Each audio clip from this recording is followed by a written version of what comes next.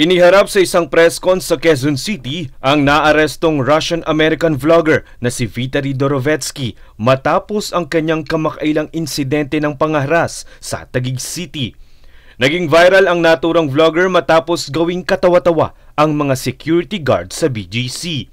Kabilang ang pagtangkang paghalik, pagkuha ng sombrero at pagmumura sa mga CQ. Di pa nakontento ang dayuhan at pati ang matandang ito ay kanyang pinagtripan. Napag-alaman din ng mga otoridad na nanguha ito ng electric fan sa isang restaurant at pinagmumura din ang isang surfing instructor. Idineklara na rin umanong persona non grata ang vlogger sa ilang mga bansa. Ayon kay Department of Interior and Local Government Secretary John Vic Remulla, hindi muna ipapadeport ang dayuhan. Aniya, kailangan niya munang kaharapin ang mga kasong isasampa laban sa kanya sa Pilipinas.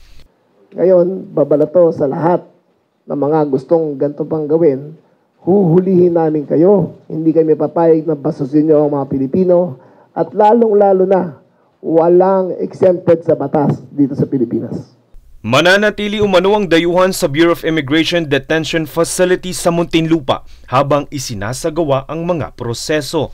Paggigit ni Remulla, hindi bibigyan ng special treatment ang mga dayuhan sa bilangguan. Sa kasalukuyan ay tinutugis din ang kasama niyang Pilipinong cameraman na maaari rin umanong panagutin ng mga otoridad. Francis Riudique, nag-uulat para sa Golden Nation Network.